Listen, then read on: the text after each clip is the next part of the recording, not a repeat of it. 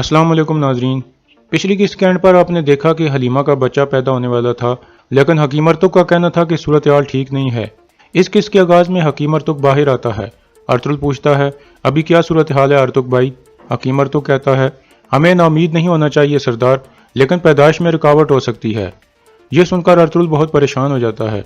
इतने में सुल्तान के जासूस का साथी आदमी वहां पहुंच जाता है। अर्तुल पूछता है, कौन हो तुम? वो आदमी कहता है, अर्तुल साहब, मुझे सुल्तान की आंख ने भेजा है। फिर वो गले से लॉकेट उतारकर अर्तुल को देता है।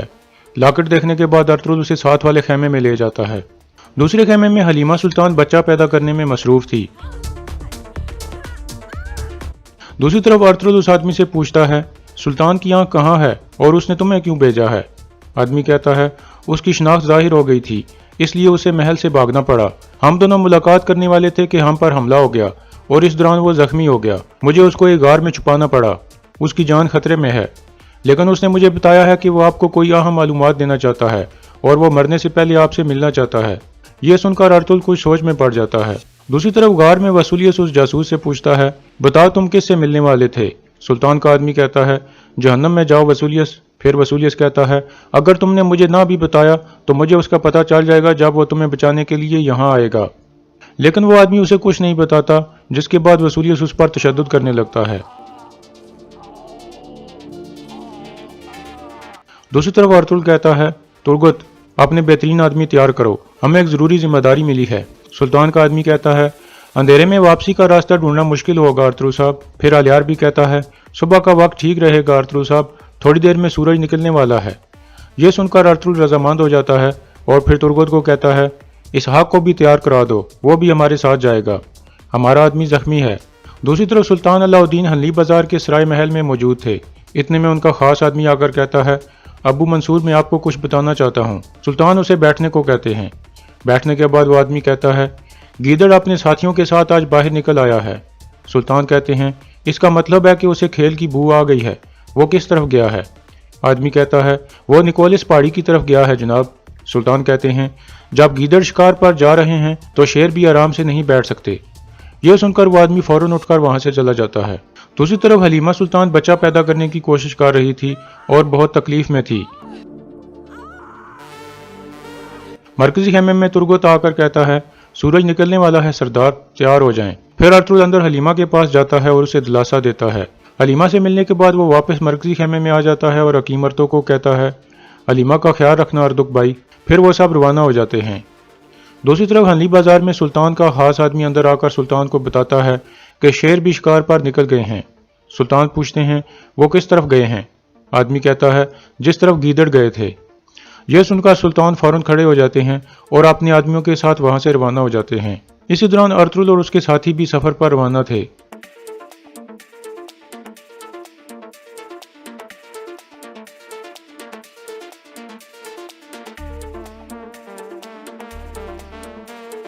रास्ते में एक जगह वसूलियस के आदमी छुप कर बैठे थे और उनको आते हुए देख लेते हैं। वसूलियस का एक सिपाही दूसरे सिपाही को कहता है, गवर्नर वसूलियस को जाकर बताओ कि अर्तुल और उसके आदमी आ गए हैं। अर्तुल और उसके साथी एक जगह पहुंचकर रुक जाते हैं। सुल्तान का आदमी कहता है, यहाँ से हम पैदल जाएंगे।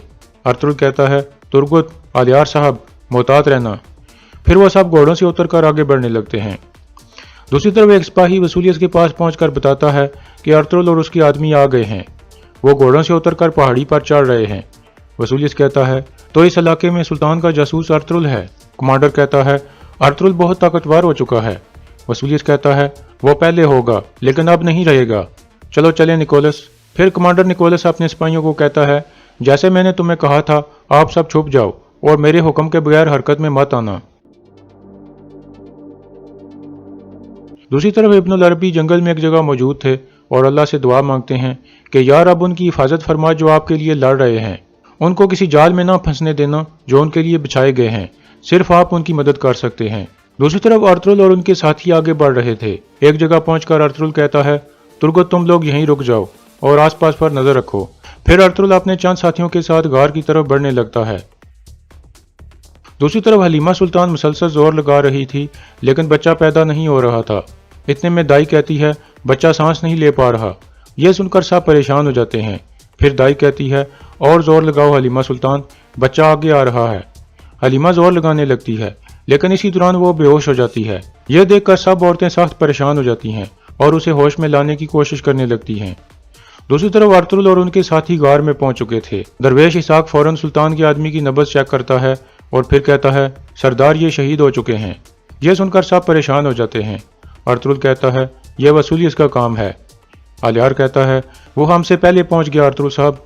अर्तुल को सोचने के बाद कहता है, यह एक जाल है आलियार साहब। फिर अर्तुल बाहर की तरफ भागने लगता है। बाहर अर्तुल के सिपाही एक जगह खड़े थे। इतने में सुल्तान अलाउद्दीन भी अपने बहुत सारे आदमियों के साथ वहां पहुंच जाते हैं और एक तरफ छुप कर खड़े हो जाते हैं। अर्तुल बाहर आकर अपने सिपाहियों को कहता है, तैयार हो जाओ, ये एक जाल है। ये सुनकर सब अपनी तलवारें निकाल लेते हैं और चौकन्ने हो जाते हैं। इतने में वसूलियत के आदमी उन पर हमला कर देते हैं।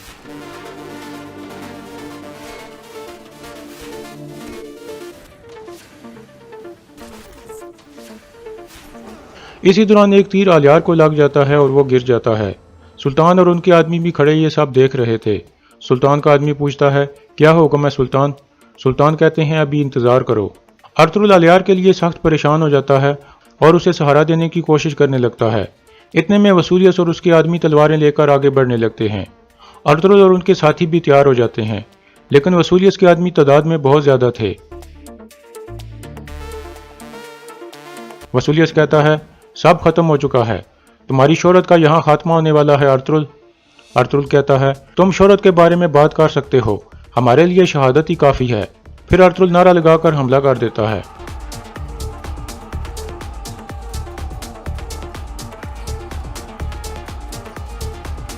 इतने में सुल्तान अलाउद्दीन भी हरकत में आ जाते हैं और अपने तीर अंदाजों को हमला करने का कहते हैं। वसूलियत के बहुत सारे सिपाही मारे जाते हैं। सब हैरान थे कि ये तीर कहां से आ रहे हैं। फिर सुल्तान और उनके आदमी अपनी तलवारें निकालकर वहां आ जाते हैं और वसूलियत के आदमियों पर हमला कर देते हैं। अर्तुल भी अपने सिपाहियों को कहता है, हमला करो। इतने में अर्तुल की नज़र सुल्तान पर पड़ती है और वो उनको पहचान लेता है और आहिस्ता से कहता है, सुल्तान, और फिर वो वसूलियत के आदमियों पर हमला कर देता है।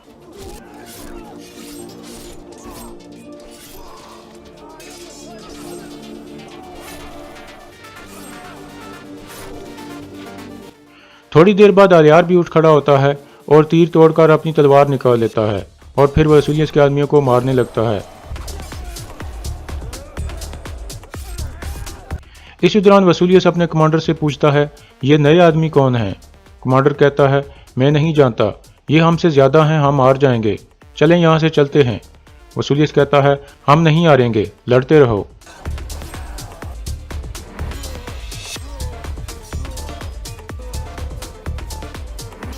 दूसरी तरफ हलीमा को होश आ चुकी थी और वो दोबारा बच्चा पैदा करने की कोशिश करने लगती है। दाई कहती है, हलीमा सुल्तान, बस थोड़ी और कोशिश करो, और फिर बच्चा पैदा हो जाता है। सब औरतें खुश हो जाती हैं। दाई कहती है, यह लड़का है। फिर आयमा खातून और हलीमा सुल्तान भी बच्चे को उठाकर देखती हैं। दूसरी तरफ लड़ाई जारी थी। अर्तुल और वसूलियत का आमना सामना हो जाता है। वसूलियत कहता है, हार मान लो अर्तुल, यहाँ से निकलने का कोई रास्ता नहीं है। अर्तुल कहता है, हम अल्लाह के सिवा किसी के आगे नहीं झुकते वसूलियत, हमारे आखिरी सांस तक भी।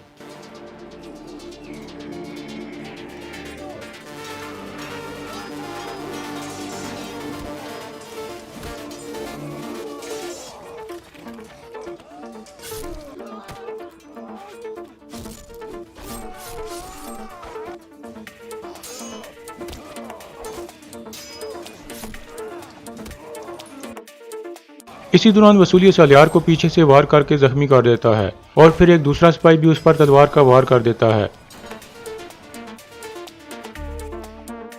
लेकिन आलियार वसूलियत को पकड़ लेता है। वसूलियत कहता है, यह तो सिर्फ शुरुआत है। फिर वसूलियत उसे मुक्का मारकर गिरा देता है और अपनी तलवार हवा में बुलंद करता है, लेकिन इतने में अर्तुल आ जाता है और आलियार को बचा लेता है। आलियार जमीन पर गिर जाता है। अर्तुल उसे बुलाने लगता है। इसी दौरान वसूलियत का कमांडर कहता है, हमें जाना होगा जनाब, हमारे मकसद की खातिर हमें जिंदा रहना होगा। फिर वसूलियत उसके साथ वहां से भागने लगता है। अर्तुल दरवेश इसहाक को आवाज देता है। इसहाक आलियार के पास आ जाता है और फिर अर्तुल अपने कुछ साथियों के साथ वसूलियत के पीछे भागने लगता है और यहाँ इस किस्सा का इख्तिताम हो जाता है।